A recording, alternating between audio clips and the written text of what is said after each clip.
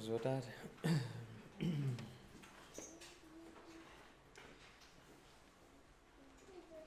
Senhor, é verdade que não há ninguém que nos conheça tão bem como Tu, não há ninguém que fale de uma forma tão poderosa e autoritária e transformadora como Tu. A Ti pertence todo o poder, por isso também Te rendemos o nosso louvor. É por isso que nos concentramos nesta hora para ouvir-Te falar.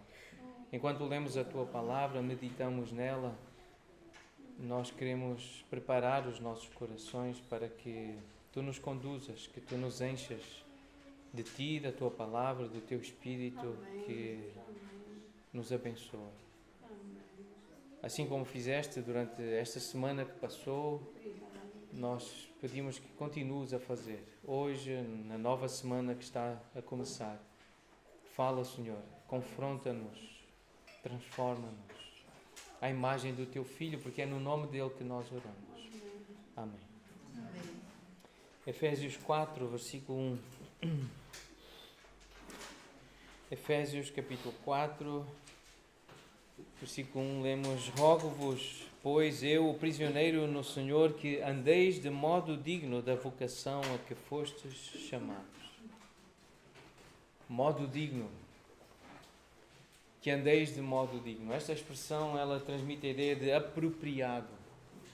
É correspondente, é a forma apropriada que condiz, que tem a ver, que está relacionada com o chamamento, com o convite, com a convocação que nós recebemos. Essa forma de andar é diferente da forma como andam aqueles que não conhecem Deus. Mais à frente, no versículo 17, diz: Não andeis como andam os gentios, na vaidade dos seus próprios pensamentos. Há um contraste. O modo digno, de acordo com a vocação, o chamamento, o convite de Jesus para andarmos com Ele, é diferente daquela forma como andam os gentios, aqueles que não conhecem a Deus. Eles andam na vaidade, na ilusão dos seus próprios pensamentos, achando que isso é bom, achando que isso é o melhor, que isso é certo. Versículo 18: Obscurecidos de entendimento, alheios à vida de Deus, longe de Deus, sem conhecer Deus, por causa da ignorância em que vivem. A palavra ignorância significa literalmente não conhecer, não saber, não ter conhecimento. É isso que significa a palavra ignorância. Não conhecem Deus, não conhecem a vontade de Deus, não sabem. A palavra ignorância significa literalmente isso. Há pessoas que usam essa palavra com outro sentido, mas este é o sentido da palavra e é este o sentido aqui. Pela dureza do seu coração, não são ensináveis, não são pessoas que querem aprender, que querem ouvir e aprender. Não são ensináveis, têm um coração duro, os quais, tendo se tornado insensíveis, entregaram à dissolução para, com avidez, cometerem toda a sorte de impureza. E essa dureza tem um propósito. Por que é que o ser humano endurece o coração e não quer ouvir Deus? Porque quer fazer a própria vontade. Quer seguir o seu próprio caminho, quer fazer aquilo que lhe agrada, que lhe dá prazer. Ainda que perceba que isso destrói a própria vida, destrói relacionamentos, mas insiste em fazer a sua própria vida, porque o prazer físico da carne é muito forte. Essa impureza que faz parte da nossa natureza é o que sai de nós, do nosso coração, e ele é impuro desde a nascença. Mas é muito forte. A avidez transmite essa ideia de um desejo muito forte. Estar ávido por alguma coisa é um desejo forte de fazer algo.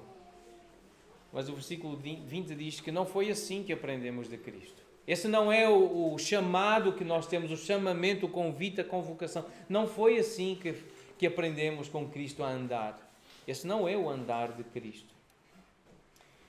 Cristo deu-nos privilégios, bênçãos espirituais. É isso que diz a primeira parte da carta. Capítulos 1, 2 e 3 esses capítulos falam dos privilégios espirituais que nós temos em Cristo, no Cristo exaltado, o Cristo grande que Ele é. Ele é, independentemente da humanidade, reconhecer que Ele é grande. Ele é grande. Independentemente de nós dizermos e cantarmos, sim, grande és tu, Jesus, Ele é grande. Ele é Deus, Ele é todo-poderoso. E nós não precisamos dizer que Ele é grande para Ele ser grande. Nós precisamos reconhecê-lo. Mas um dia nós vamos reconhecer. Todos vão reconhecer. Não apenas nós aqui, mas mesmo aqueles que agora andam alheios a Ele, aqueles que são ignorantes acerca dEle, um dia vão reconhecer a sua grandeza. Terão que se prostrar diante dEle. Ele mostra-se nesta carta, Paulo revela-o. Paulo mostra o Cristo exaltado. E esse Cristo exaltado dá privilégios aos crentes, dá bênçãos espirituais aos crentes. E esses privilégios devem nos levar, eles levam naturalmente o corpo de Cristo, os membros, os crentes, a um crescimento em união, a um processo de santificação contínua nas suas vidas e levam ao triunfo no conflito espiritual, na guerra, na batalha espiritual. É sobre isso que trata esta carta. Essa união do capítulo 4 do corpo, uma só fé, um só batismo, um só Senhor. Essa união que nós queremos ver na igreja. Se um não está conosco, um membro não nos acompanha, um membro não quer cantar como nós cantamos, as mesmas verdades, não se quer dispor a fazer as mesmas coisas que o corpo está a fazer, basta um para incomodar todo o corpo, deixar o corpo perturbado. Basta um para deixar o corpo doente, deixar o corpo triste, deixar o corpo com problemas. Nós precisamos dessa união. O corpo deseja essa união e, como igreja, por causa dos privilégios e das bênçãos que nós temos em Cristo, é natural querermos essa união e esse processo de santificação, de reconhecer aquilo que está errado, aquilo que nos deixa impuros, aquilo que nos deixa longe de Deus e dos irmãos, e remover isso, despojarmos-nos dessas coisas e aproximarmos-nos assim de Deus e das pessoas de Deus, do povo de Deus. É assim que nós andaremos em vitória, em triunfo, neste mundo que é governado, como diz no capítulo 6, por poderes das trevas, por anjos caídos, por demónios, por principados e potestades deste mundo de trevas, que é o mundo em que nós vivemos, um mundo que não é consciente, que não é informado da palavra de Deus. E nós estamos aqui para informar o mundo, estamos aqui para fazer discípulos das ordens de Deus que colocam em ordem a nossa vida. Portanto, Jesus dá-nos bênçãos, são coisas boas. É honra, é prazer, é alegria e santificação. Estar associado a Jesus é uma honra, é um privilégio e dará satisfação eterna.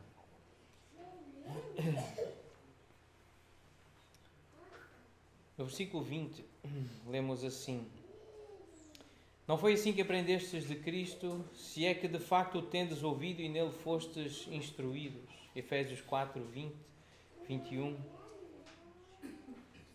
Segundo é a verdade em Jesus, no sentido de que, quanto ao trato passado, vos despojeis do velho homem que se corrompe segundo as concupiscências do engano, e vos renoveis no espírito do vosso entendimento, e vos revistais do novo homem, criado segundo Deus, em justiça e retidão procedentes da verdade.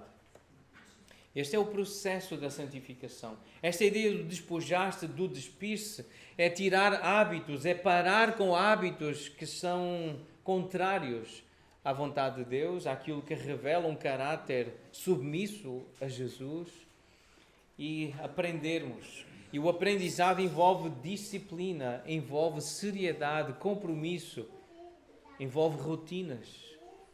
Memorização de versículos, leitura, estudo da palavra, ouvir com atenção as pregações, as palestras, as aulas. É um processo que a Bíblia nos apresenta como algo que deve ser contínuo. capítulo 5, versículo 2, andai em amor. É assim que se anda de modo digno, é andar em amor. Amor a Deus, amor às pessoas. E no versículo 15, então, essa exortação. Vede prudentemente como andais. Andai de modo digno, andai em amor. Vede prudentemente como andais. Precisamos estar atentos, com prudência, com atenção, a cada momento, por causa da avidez que há dentro de nós, desses desejos fortes que lutam dentro de nós. Tivemos um tempo muito intenso esta semana. Aprendemos ou relembramos lições muito preciosas. A última lição, ela não foi dada pelo pastor Bill, porque ele atendeu a um pedido de nos dar um exemplo de como elaborar um plano de mudança, um plano de guerra. Então ele mostrou como é que ele faz guerra, como é que ele guerreia com a sua própria carne, a sua natureza, os seus impulsos. Então ele mostrou como usar uma parte bem prática do manual de autoconfrontação. Mas eu gostaria de usar então algumas frases da última lição, da lição 22 do manual de autoconfrontação, e destacar os versículos que estão em Efésios, que são a maioria. Efésios, quando Deus propõe, ou quando nós queremos ouvir a proposta de Deus sobre o que é o seu padrão para a vida do crente.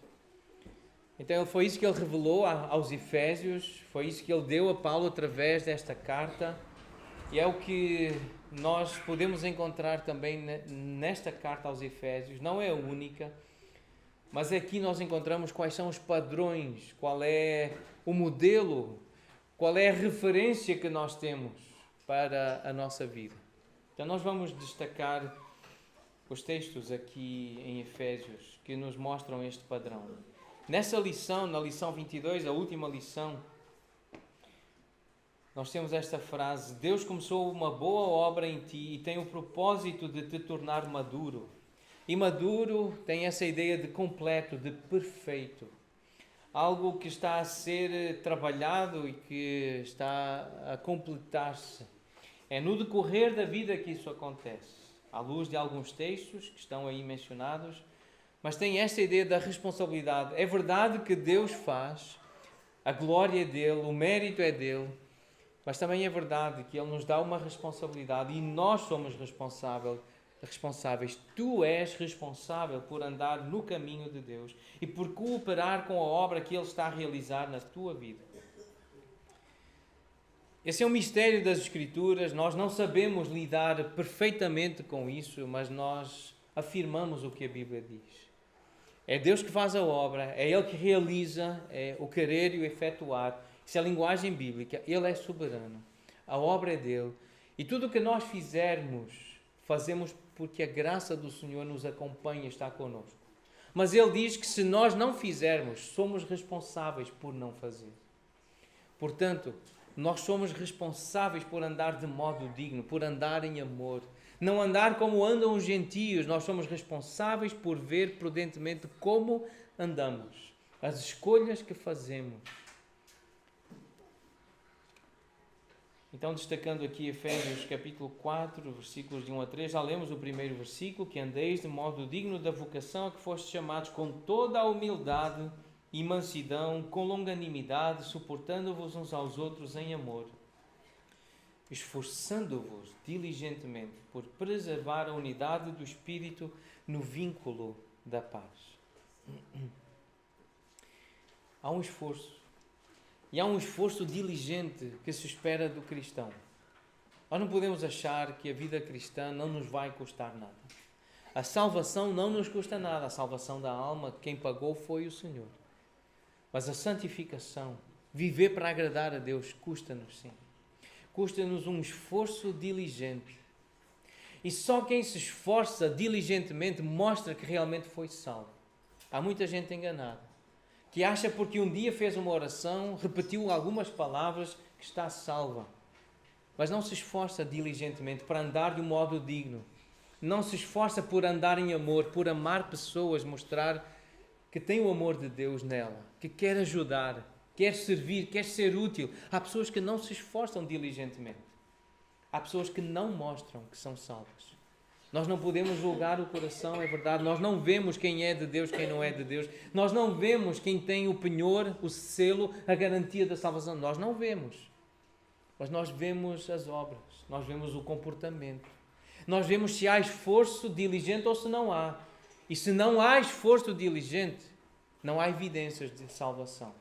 Não há provas de salvação.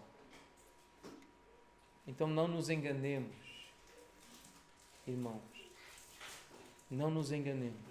Se nós não nos estamos a esforçar diligentemente para andar de modo digno, para servir a Deus servindo pessoas, não pensemos que somos salvos porque repetimos uma oração, porque temos um credo, temos doutrinas que sabemos repetir. Não nos enganemos. Se nós não amamos a Deus e não amamos pessoas, nós não somos salvos.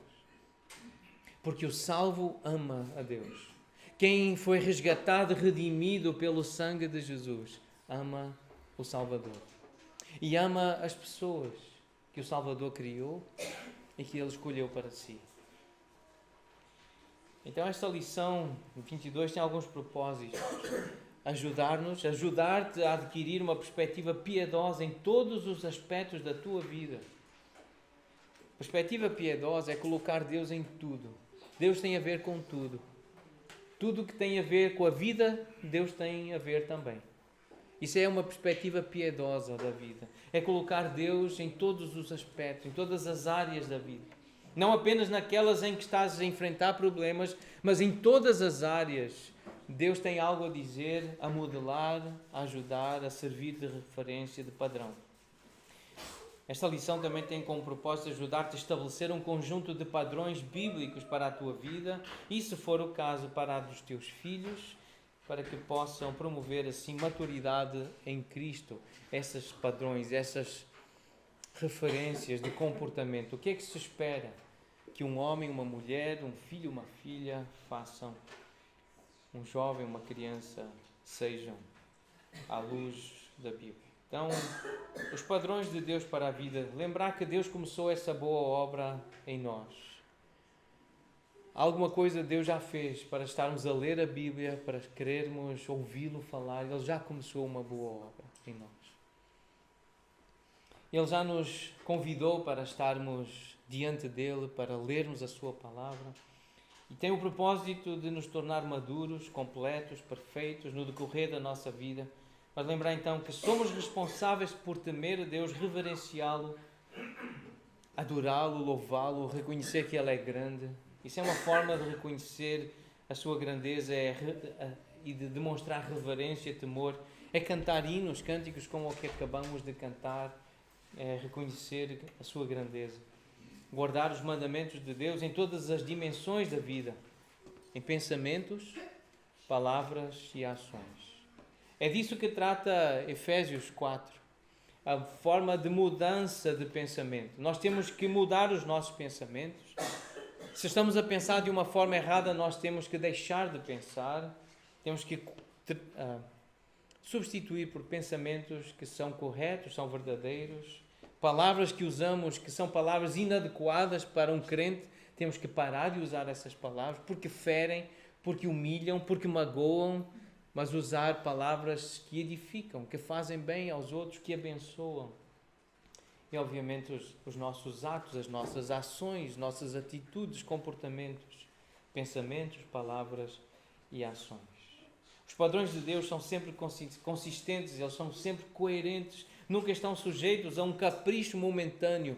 Deus é coerente com o caráter dele. Os seus mandamentos, eles são imutáveis, a sua palavra não muda.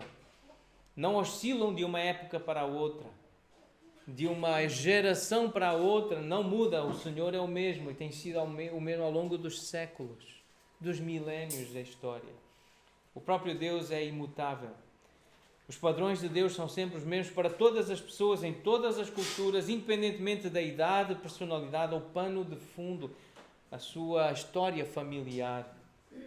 Portanto, não existe uma duplicidade de padrão. Para uns é um padrão, para outros é outro padrão. Para adultos é um, para crianças é outro, para ricos ou pobres. Não há duplicidade de padrão. É sempre o mesmo padrão. É Deus em primeiro lugar. É glorificar o Senhor. É fazer a vontade dEle, seja um velho ou seja uma criança. Não há distinção qualquer de nacionalidade, profissão ou sexo. Em Cristo são todos considerados iguais. Efésios 6, versículo 9. Uma palavra aos patrões, aos senhores, para tratar de modo digno os seus empregados, os seus servos, deixando de lado as ameaças. Mas o que se destaca neste versículo é esta expressão do final do versículo: sabendo que o Senhor, tanto deles, tanto dos servos como o vosso, patrões, senhores, o Senhor está nos céus e para com Ele não há acepção de pessoas. Deus trata de forma igual os ricos e os pobres, os mais velhos e os mais novos. E esse é o padrão que nós devemos colocar. Se um adulto deve ser obediente, uma criança também deve ser obediente. Se um adulto deve falar a verdade, a criança também deve falar a verdade. E se um adulto deve trabalhar, a criança também deve trabalhar. Fazer o que é a sua responsabilidade de acordo com a sua capacidade. Todos devem fazer a sua parte de acordo com o padrão de Deus. A chave para tu seres frutífero na tua vida é temeres a Deus. É ter um grande conceito de Deus, é reverenciá-lo, é lembrar, sim, o Senhor é grande, sim, grande és tu, Senhor. Esta grandeza de Deus tem que ser lembrada, tem que ser celebrada no nosso meio. Para ser frutífero, tu precisas guardar continuamente os mandamentos do Senhor em cada aspecto da tua vida. Precisas ser um praticante da palavra. Não basta apenas ouvir para ser realmente frutífero, para ter uma vida útil que dá fruto. É preciso honrar o Senhor, ter um grande conceito de Deus, mas é preciso conhecer e obedecer aos mandamentos. É preciso praticar. É preciso ser obediente. É assim que se dá fruto. Essa é a nossa esperança. A nossa esperança é que Deus o que está a fazer é para nosso bem. Os planos de Deus têm como alvo a maturidade em Cristo, é sermos como Jesus, cada vez mais transformados para termos um caráter igual ao de Jesus, manso e humilde. É isso que está em Efésios capítulo 4, versículo 2. Andar de modo digno é andar a imitar Jesus, com toda a humildade e mansidão.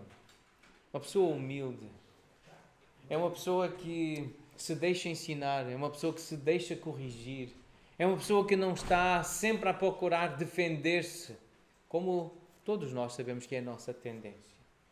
Uma pessoa humilde é uma pessoa que obedece. Então, os planos de Deus é que nós cresçamos imitando Jesus. Se tu guardares os mandamentos de Deus, Ele te abençoará. Se tu não os guardares, Ele vai julgar-te para te disciplinar. Várias referências aí, mas eu queria destacar uma em Efésios, capítulo 5, versículo 5. Deus diz claramente, nenhum incontinente. Incontinente é alguém que não se domina. Alguém que não tem controlo de si. Nenhum incontinente, nenhum impuro ou avarento que é idólatra tem herança no reino de Cristo e de Deus. É por isso que Deus disciplina os seus filhos. Porque os filhos dele têm que aprender a conter-se. Têm que aprender a ter domínio próprio. Têm que ser disciplinados, sim. Têm que ser contidos. Porque se não for assim, não têm herança no reino de Cristo e de Deus. Nós não podemos admitir alguém no nosso meio que diga, eu não consigo fazer a vontade de Deus. Alguém que diz isso é alguém que não é de Deus. É alguém que não pertence a Jesus. Porque ao dizer eu não consigo fazer isso que é vontade de Deus, ela está a dizer eu não quero fazer. E nós temos que lembrar que uma coisa é sinónimo da outra. Quando alguém que é crente ouve o mandamento de Deus, sabe que esse é o ideal, é assim que se imita Jesus, e alguém diz, sendo da igreja, eu não consigo, essa pessoa está a dizer, eu não quero fazer a vontade de Deus. Isto tem que ficar claro para nós mesmos. Nós não podemos dizer, eu não consigo agradar a Deus, eu não consigo fazer a vontade de Deus. Porque isso é sinónimo de dizer, eu não quero fazer a vontade de Deus, eu não quero obedecer a Deus. E se isso for assim, se estiver a acontecer, Deus vai nos corrigir. Ele vai nos disciplinar. Ele vai causar algo que nos traz um dano, um sofrimento, uma dor. Isso vai provocar correção. Se somos filhos, se estamos a dizer não consigo muitas vezes ao Senhor, se estamos a desobedecer, estamos a dizer eu não quero fazer a tua vontade, Ele vai nos disciplinar. Ele vai nos corrigir. É a palavra de Deus que afirma isso. Várias referências aí que lembram que Deus disciplina os seus filhos. Deuteronômio 11, 13 a 17. Deuteronômio, Salmo 32, 2 Coríntios 11, Hebreus 12, Tiago 1. É por isso que Deus disciplina os seus filhos, porque Ele quer dar a herança. Ele quer que eles pertençam ao reino. Quer que eles partilhem do reino, que recebam essas bênçãos espirituais.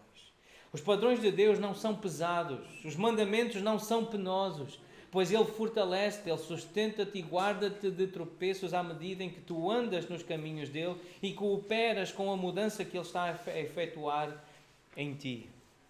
É Deus que faz e Ele vai continuar a fazer. Ele dá força, Ele dá capacidade, Ele dá poder para o seu Filho fazer a vontade dEle. Efésios 1, versículos 13 e 14. Em quem também vós, depois que ouvistes a palavra da verdade, o Evangelho da vossa salvação, tendo nele também crido, fostes selados com o Espírito da promessa, o qual é o penhor da nossa herança, até ao resgate da sua propriedade em louvor da sua glória.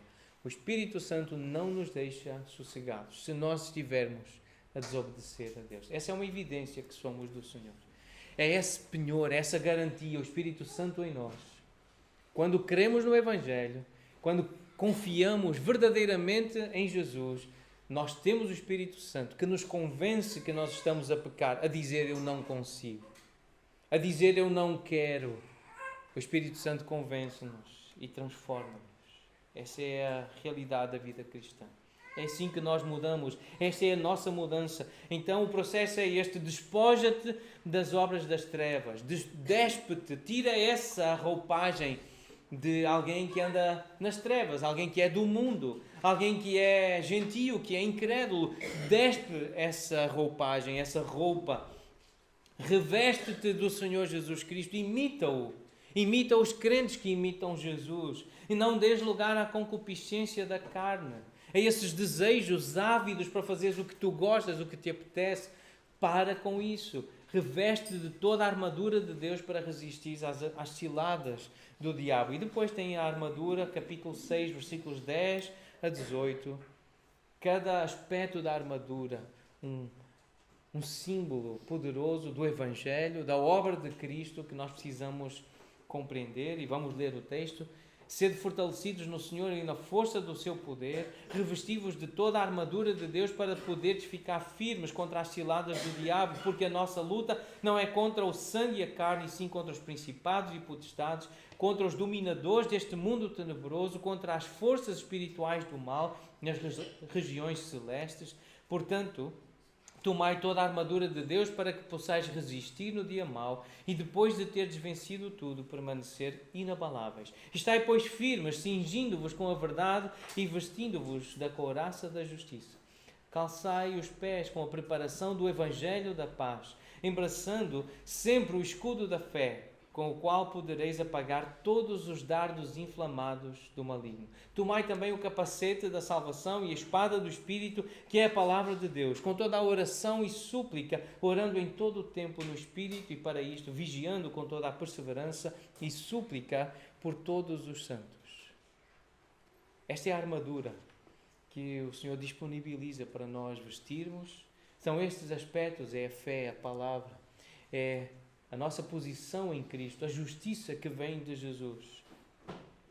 Mas lembremos que alguém que anda em Cristo, que procura imitá-lo na sua justiça, todos os que querem viver uma vida piedosa, uma vida que agrada a Deus, sofrerão perseguição. Vai haver perseguição, até dentro da própria casa, da própria família, às vezes dos filhos, às vezes dos cônjuges, às vezes dos pais, irmãos, até às vezes pessoas da própria igreja, que não estão a andar de acordo com o modo digno, de acordo com o Senhor, vão fazer comentários que nos vão desanimar, que nos vão fazer sentir estranhos. Mas ainda assim, nós precisamos lembrar que estamos numa guerra. Há um espírito que atua nos filhos da desobediência. E há crentes que muitas vezes agem como incrédulos e fazem parte dessa estratégia maligna. Pessoas que estão na carne e são influenciadas por ensinos de demónios e que nos vão perseguir, que nos vão querer fazer mal com os seus comentários, os seus olhares de desprezo, até na própria igreja. Indiferença, que para nós muitas vezes causa tanto desânimo, a indiferença das pessoas, causa tanta dor quanto palavras agressivas. E há pessoas que vêm para a igreja e que ficam totalmente apáticas, indiferentes. E não querem celebrar Jesus, não querem celebrar a fé, não querem orar, não querem dar conselhos, não querem ter comunhão. Isso magoa o corpo, isso fere. Mas se tu suportares o sofrimento por amor à justiça, serás abençoado pelo Senhor. Então, algo que me marcou na vida do pastor Bill, isso foi destacado por outras pessoas, mas um homem que sofreu e sofre. O ministério dele é um ministério de confrontação, é um homem que é muito direto. Ele diz o que a palavra de Deus diz, sem muitas flores, com muita frontalidade. Então ele tem sofrido muito. Mas a própria vida, a perda de uma filha bebé, e ele fez uma decisão, uma escolha de ser alegre, porque ele é do Senhor, porque a alegria do Senhor é a força dele. E mesmo no meio do sofrimento, ele tem se sentido abençoado pelo Senhor, mesmo com limitações na sua saúde, o seu corpo já bem maduro, mas é um homem que transmite alegria. Ele entendeu o valor do Evangelho. Ele entendeu o valor de Jesus, o valor do Senhor, e o Senhor tem-no abençoado. Ele continua a dar fruto. A vida dele, o ensino dele, a presença dele continua a causar impacto na vida da igreja, na vida da nossa igreja, nas nossas vidas. Ele tem suportado o sofrimento por amor à justiça. E Deus tem-lhe dado a graça dele ser frutífero, de ser ainda idoso, mas dar fruto. Então, que seja um encorajamento para nós, para pormos em prática aquilo que estamos a aprender. Estabelece e sustenta padrões bíblicos que possam incentivar-te a ti, aos teus filhos, aos teus amigos, às pessoas que tu podes influenciar, aos teus discípulos, que possam incentivar-te à piedade. É essa vida de agradar a Deus. Estabelece o que a Bíblia diz, coloca para ti como um padrão. É isto que eu vou procurar fazer. Não é o que me apetece, não é o que eu aprendi da minha cultura, mas é o que a Bíblia diz, é o que Deus quer. Isso para mim é o padrão. Identifica características de uma vida piedosa que precisam ser desenvolvidas em ti, ao lado das responsabilidades e práticas bíblicas que vão demonstrar a tua semelhança com Cristo. Procura perceber quais são as características que tu precisas desenvolver em ti. Efésios 1:4 diz: assim como Ele nos escolheu nele antes da fundação do mundo para sermos santos e irrepreensíveis perante Ele, e como Ele. Esse é o padrão, esse é o modelo. Ele escolheu-nos, Ele chamou-nos. É uma santa vocação para sermos como Ele. Em todos os relacionamentos e situações da vida, tu deves evidenciar o caráter de Jesus Cristo pela obediência à palavra de Deus. É isto que nós devemos procurar e desejar. É ser como Jesus. Exaltar Cristo na nossa forma de pensar, na forma de falar, na forma de agir. Portanto, algumas formas bem práticas uma lista para exemplificar o que tu deves fazer como crente no Senhor Jesus Cristo. Como crente, tu deves amar a Deus de todo o coração, obedecendo à sua palavra em amor, independentemente dos teus sentimentos. Não importa o que eu sinto, importa é o que eu entendi, o que eu creio, o que eu vou fazer. Eu não sinto vontade de ir à igreja, à reunião da igreja. Eu não sinto vontade de ler a Bíblia, mas eu vou. Eu vou ler. Porque eu sei que é isso que Deus quer para mim e eu vou fazer. Eu não sinto vontade de dizer a verdade, isto vai me prejudicar, mas eu vou dizer a verdade. Então, amar a Deus mostra-se através da obediência à sua palavra. Como crente no Senhor, deves adorar ao Senhor individualmente e com outros crentes. É mandamento bíblico, tem várias referências para comprovar como é mandamento bíblico adorar o Senhor, dirigir-lhe palavras de gratidão, de louvor, de exaltação, fazer isso sozinho, mas fazer também com outros crentes, em reuniões. Não basta em casa, não é suficiente fazer em casa, é preciso fazer também com outros crentes. Preservar a unidade do corpo de Cristo. Como crente no Senhor, eu devo preservar a unidade do corpo. Trabalhar para que sejamos unidos. Efésios 4, de 1 a 3, fala desse esforço diligente por preservar a unidade, especialmente o versículo 3. Estudar e memorizar a palavra de Deus. Como crente, nós devemos estudar e memorizar a palavra de Deus. Alguns textos também mencionados aqui em Timóteo, porque as cartas a Timóteo, na verdade, elas foram escritas para a igreja de Éfeso.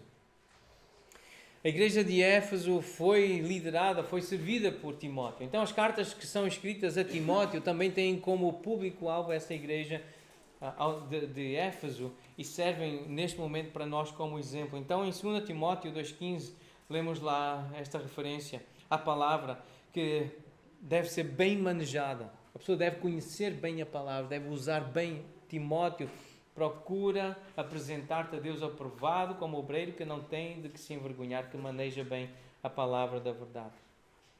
Como crente, deves receber, deves aceitar e ouvir com atenção, levar a sério a repreensão e a instrução. Se alguém te repreender, se alguém te estiver a instruir, como crente, tu deves receber e aceitar essa correção. Deves ser um exemplo para outros. Deves querer crescer para ser cada vez mais como Jesus, para que outras pessoas te imitem na forma de pensar, na forma de falar e de agir.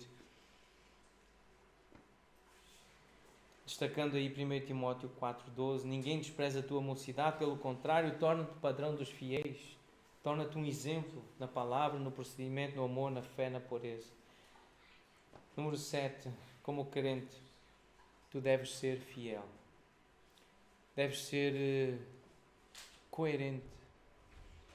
Deves ser justo, deves ser reto. Fiel. Número 8. Como crente, tu deves corrigir com mansidão aqueles que forem surpreendidos em pecado. Restaurá-los à comunhão com o Senhor e com outros, bem como ao serviço no corpo de Cristo. É responsabilidade dos crentes fazer isto. Se vemos que algum irmão nosso não está a fazer aquilo que o Senhor colocou como padrão, nós devemos nos aproximar dessas pessoas, desse irmão, dessa irmã, e procurar restaurá-lo à comunhão. O nosso objetivo não é mandar o irmão embora, não é afastá-lo de nós, pelo contrário, é afastá-lo do pecado, afastá-lo dos seus desejos para estar mais perto de Jesus e mais perto de nós, que queremos andar perto de Jesus. Se alguém não está a servir a igreja, a servir o reino, nós devemos encorajar essa pessoa a ser útil para o Senhor, a fazer algo que agrade ao Senhor, que dê fruto. Em 2 Timóteo 2,24, lemos, é necessário que o servo do Senhor não viva a contender, e sim deve ser brando, manso, humilde para com todos, apto para instruir, paciente, disciplinando com mansidão os que se opõem na expectativa de que Deus lhes conceda não só o arrependimento, para conhecerem plenamente a verdade, mas também o retorno à sensatez, livrando-se eles, assim, dos laços do diabo, tendo sido feitos cativos por Ele para cumprirem a sua vontade.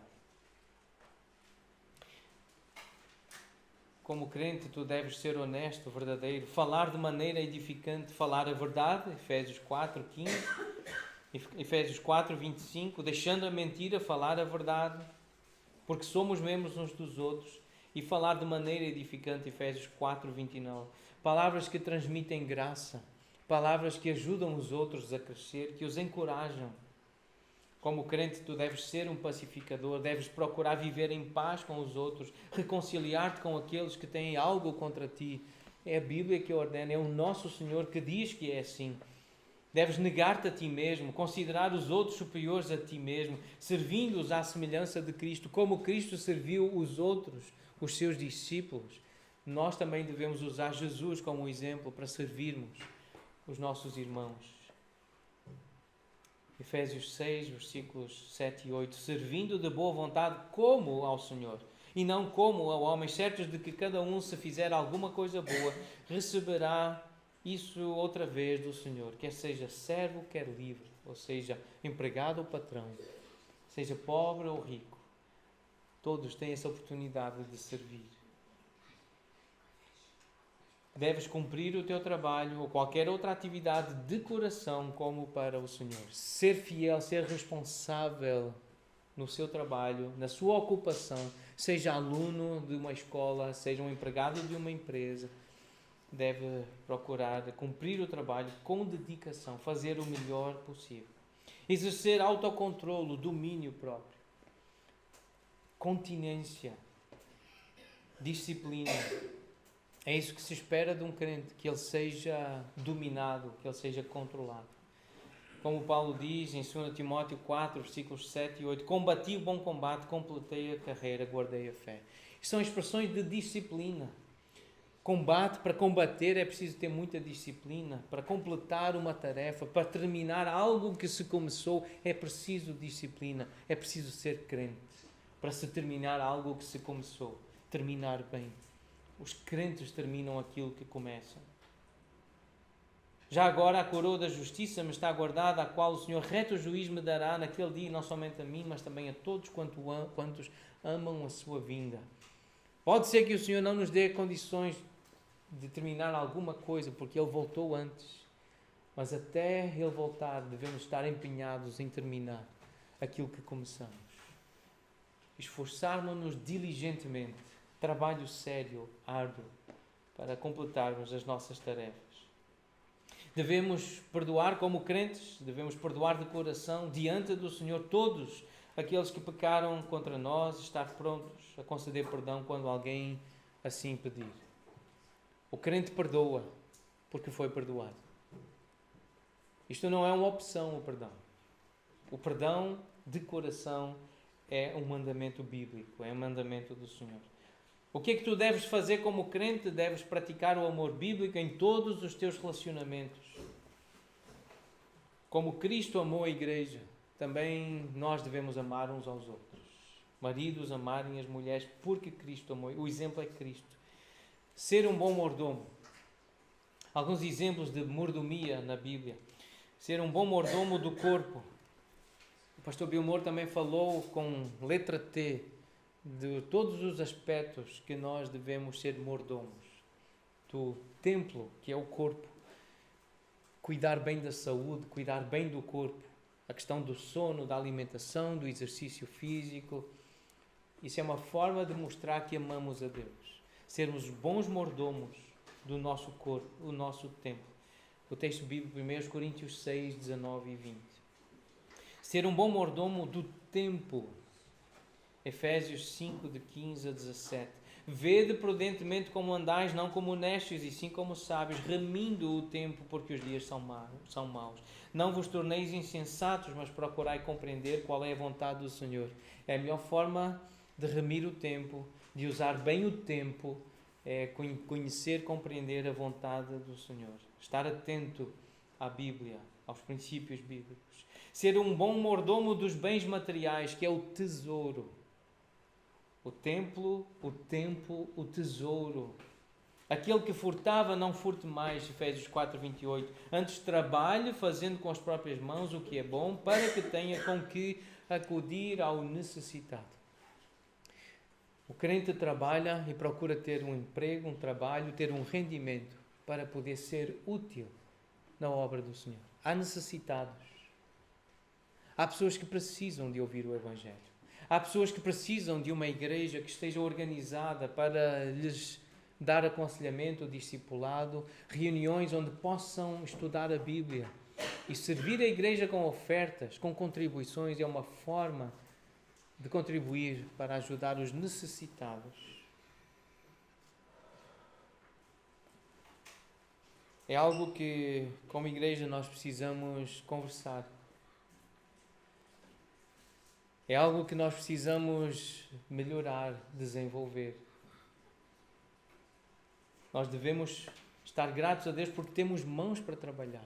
E com as nossas mãos nós podemos fazer o que é bom para a sociedade, pessoas que reconhecem que o nosso trabalho é bom e por isso nos pagam um salário, e com esse salário nós fazemos o que em primeiro lugar? Buscamos o reino de Deus. De que forma o meu rendimento, o meu salário, parte significativa, primícias do meu salário pode ser uma bênção, pode servir outras pessoas. Pessoas que têm necessidades. E as necessidades mais importantes são as da alma. São as de ouvir o Evangelho, ouvir uma exposição bíblica, ouvir conselhos bíblicos. Essa é a maior necessidade que alguém tem. Também podemos e devemos ajudar com alguma necessidade física, material, de alimento. Alguém que não tem alimento, alguém que não tem como se tratar, precisa de um medicamento, um abrigo. Então, Timóteo ouve esta exortação de Paulo. Ele que também deveria exortar os ricos, aqueles que têm bens, que têm tesouros, para que não sejam orgulhosos, nem depositem a sua esperança na instabilidade da riqueza, mas em Deus, que tudo proporciona ricamente para aprazimento. Que pratiquem o bem, sejam ricos de boas obras, generosos em dar e prontos a repartir, que acumulem para si mesmos tesouros, sólido fundamento para o futuro, a fim de se apoderarem da verdadeira vida. 1 Timóteo 6, 17 a 19. O que é que procuramos fazer com os bens que nós acumulamos, amealhamos com o nosso trabalho? Servir ao Senhor. Nós somos ricos em boas obras, somos generosos em dar, nós abençoamos outras pessoas. Algo muito especial que aconteceu esta semana foi o pastor Bill, além do trabalho que ele fez, e nós vimos que ele ficava cansado ao fim de algumas horas a ensinar. Mas ele ainda quis deixar uma oferta para a igreja. Ele ainda contribuiu financeiramente para ajudar com despesas que a igreja tivesse. Porque ele percebeu que a igreja teve despesas com este treinamento. Mas ele quis ser útil. Ele quis, além do seu trabalho, da sua dedicação, do seu ensino, ainda quis deixar parte do seu tesouro conosco para nós administrarmos. O crente deve ser um bom mordomo dos seus talentos, as suas capacidades, habilidades naturais e dons espirituais. Nós devemos ser bons mordomos da capacidade que Deus nos deu.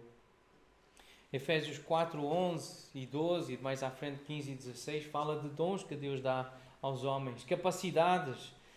E essas capacidades servem não para benefício de quem as tem, mas para benefício dos outros que recebem o serviço dessas pessoas. Então, se é crente, tem dons. Tem o Espírito Santo, tem dons. Pode não querer usá-los, pode não estar a usá-los, mas se tem o Espírito Santo, tem dons espirituais. Porque o Senhor decidiu distribuir de acordo com a sua soberania, de acordo com a sua vontade, mas Ele distribuiu dons aos homens dele, a quem Ele chamou, para aperfeiçoamento dos santos, para desempenho do serviço, para edificação do corpo. Esse é o objetivo dos dons, das habilidades que Deus dá aos seus filhos. Então precisamos estar todos envolvidos a trabalhar como um corpo bem ajustado, consolidado pelo auxílio de toda a junta, segundo a justa cooperação de cada parte. Assim vamos crescer, assim vamos aumentar como igreja. Assim vamos ser cada vez mais úteis na vida uns dos outros e de pessoas de fora. É assim que vamos edificar, cada um fazendo a sua parte. Não é poucos fazendo o trabalho todo, é todos fazendo a sua parte. Esse é o ideal bíblico. E se isso não estiver a acontecer, nós precisamos intervir, precisamos corrigir. Ainda não está no manual, mas o pastor Bill ele mencionou isso. O testemunho, sermos mordomos do nosso testemunho. Eu lembrei de alguns textos bíblicos em Mateus 5. Assim brilha a vossa luz diante dos homens. Tem a ver com testemunho. Para que eles vejam as vossas boas obras, o vosso comportamento e possam dar glória a Deus, possam reconhecer que Deus está convosco. Isso é Mateus 5,16. Em Atos 24,16, a mesma ideia da consciência que Paulo tinha de querer ser agradável também diante dos homens. Em 2 Coríntios 8,21, a mesma ideia, mas em Efésios 5, ele diz: sede imitadores de Deus como filhos amados. Há um testemunho que precisam deixar, que são de Deus, que são imitadores de Jesus. Precisamos ser bons mordomos do nosso testemunho. O que é que as pessoas dizem de nós? Podem não gostar de nós porque odeiam Jesus e por isso nos odeiam, mas têm que nos associar com Jesus. Têm que fazer uma relação com o Jesus da Bíblia. Há pessoas que adoram Jesus, mas não é o Jesus da Bíblia. Podem não gostar de nós por nós estarmos a imitar o Jesus da Bíblia. E aí, por muito que nos custe, nós temos até que nos regozijar, nos alegrar. Porque foi assim que fizeram no passado, com os profetas e com aqueles que procuraram fazer a justiça, praticar a justiça. É motivo de regozijo para nós também. Então, estarmos alegres, alegrarmos-nos sempre. Como crentes, somos pessoas alegres, somos pessoas que têm esperança. Mesmo em meio às provações, como crente, tu deves alegrar-te sempre. Estar alegre. Alegre no Senhor. Tens motivos. Podes não estar feliz. E há uma distinção. Podes não estar com um sorriso na cara, com vontade de rir. Não é adequado. Há certos ambientes não é adequado estarmos a rir com gargalhadas, nem com sorrisos. Podemos até chorar, mas termos alegria porque temos esperança. Temos a vitória garantida no Senhor. É isto que, como crente no Senhor Jesus, nós devemos fazer. Como crentes. Como crente, tu deves fazer. Agora, alguns exemplos para grupos específicos que esta lição também nos traz. Como marido crente, tu deves amar a tua esposa como Cristo amou a igreja. Efésios 5, 25. Deves viver a vida conjugal com discernimento, suprindo as necessidades do lar. É isto que se espera dos homens, dos maridos. Como esposa crente, tu deves ser uma auxiliadora idónea, adequada para o teu marido. Deves respeitar e amar o teu marido e ser submissa a ele. Efésios 5, 22 em diante. Somente nessa última parte, respeitar o marido. E 1 de Pedro 3 menciona o exemplo da esposa. Esse caráter manso, gentil, que é usado por Deus, que tem grande valor diante de Deus e que é usado para levar o marido à fé. Se ele não está a andar na fé, se ele não anda de modo digno. É papel da esposa crente atender às necessidades do lar, servir em casa, cuidar da casa. É mandamento bíblico, Provérbios 31, 1 Timóteo 5, Tito capítulo 2. Em 1 Timóteo 5,14, uma referência às viúvas, as mais velhas devem ensinar as mais novas, o pastor da igreja deve ensinar as mulheres a casarem, e mesmo que tenha sido, que seja uma viúva mais nova, esse é o ideal para uma mulher: casar, ser uma boa dona de casa e não dar ao adversário ocasião favorável de maledicência, criando filhos que amam o Senhor, servindo na sua casa, sendo uma boa dona de casa, amando, respeitando o seu marido. É assim que o diabo não tem ocasião favorável, não tem oportunidade de falar mal dos crentes, de mostrar que a igreja é tudo um bando de hipócritas e de falsos.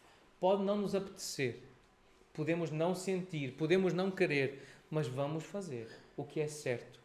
Porque temos o Espírito Santo connosco, temos Deus connosco, que nos dá poder para fazer isso. como cônjuges crentes, como marido e esposa, como casal,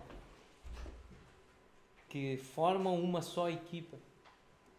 Um vídeo recente do casal da Merck, algumas horas atrás, eles falam sobre este aspecto da família, do casal, como uma equipa.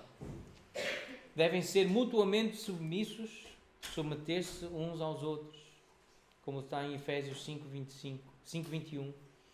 Devem manter a unidade no relacionamento mútuo, ou seja, agir como uma só carne, procurando andar com um só pensamento, seguindo a voz de Jesus.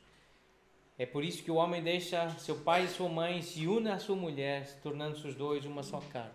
É com Jesus que se aconselha, não é com a mãe que a esposa se aconselha. Ouvir demais a mãe, ouvir o pai, ouvir os avós, não é sinónimo de ouvir o Senhor Jesus. Cuidado com isso. Cuidado com os conselhos que vêm dos pais. Nem sempre os pais aconselham de acordo com a Bíblia. É preciso ter uma só mente, dirigida e guiada por Jesus. É Ele que é o guia espiritual.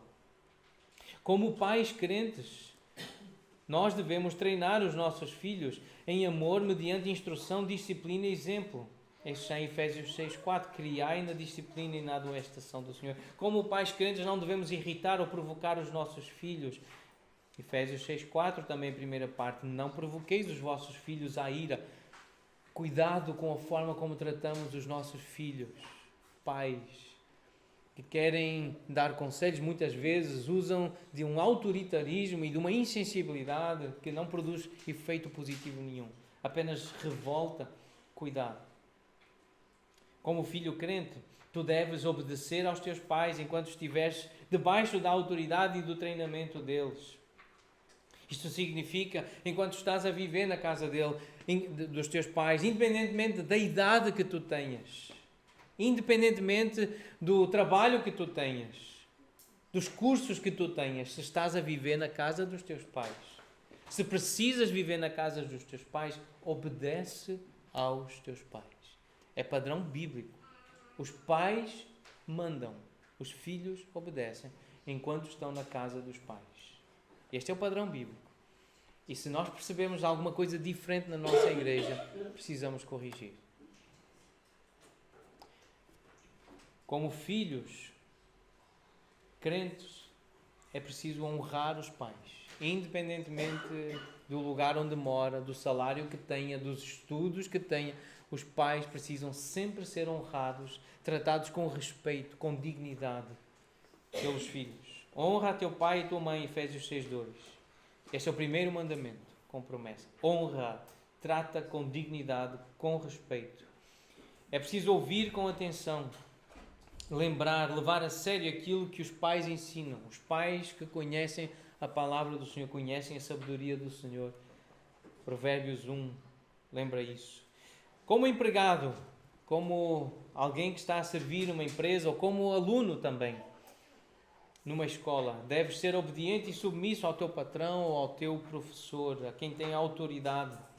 Efésios 6 tem palavras diretas para quem está em posição de subordinação, debaixo da autoridade.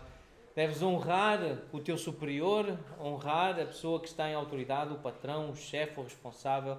Deves respeitá-lo em tudo. 1 Timóteo 6 e também Tito capítulo 2. Mas como patrão, se alguém está na posição de liderança, tu deves agir com justiça e cuidado para com os teus empregados. Ser justo, ser equilibrado, ser responsável no pagamento dos salários. Não deves fazer ameaças para manipular, mas deves procurar tratar com dignidade, sabendo que o Senhor não faz exceção de pessoas, mesmo que não tenha tanta formação, não tenha tanta experiência, trata com respeito alguém que está debaixo da tua autoridade. Como líder da igreja, qualificado biblicamente, tu deves, isto para os líderes da igreja, os candidatos a serem líderes na igreja, que é algo nobre, algo digno que se deve procurar, que se deve alimentar no nosso meio. Todos os homens devem ser incentivados a procurar liderar na igreja. Todos os homens. Porque é isso que se espera que façam em casa. Todos os homens devem liderar em casa e devem também procurar liderar na igreja. Mas se és líder na igreja, então tu deves ser digno da confiança que te foi depositada. Deves discipular outros para que, por sua vez, estejam aptos para ensinar. Em 1 Timóteo 3 tem essas qualificações, o padrão, aquilo que se espera do líder da igreja. E em 2 Timóteo 2, esse mandamento que Paulo deixa ao líder da igreja, Timóteo: o que da minha parte ouviste através de muitas testemunhas, isso mesmo transmite a homens fiéis e também idóneos para eles instruírem outros. É isso que se espera que aconteça. Um testemunho, um discipulado, uma transmissão daquilo que se recebe do Senhor, se recebe de outros homens do Senhor, homens piedosos, partilhar. Deves, como líder da igreja, corrigir, admoestar, instruir os outros com mansidão, sempre a procurar restaurá-los à comunhão com o Senhor. Esse é o objetivo. Mais perto de Jesus. Comunhão com Jesus. Alguém que ouve Jesus, alguém que quer agradar a Jesus, vai procurar servir o Senhor, servindo a igreja, trabalhando diligentemente pela comunhão da igreja. 2 Timóteo 2, já lemos esse texto e é aqui relembrado mais uma vez. Como obedecer aos padrões de Deus? Algumas coisas bem práticas. Faz todas as coisas de coração como para o Senhor, com boa vontade e com zelo.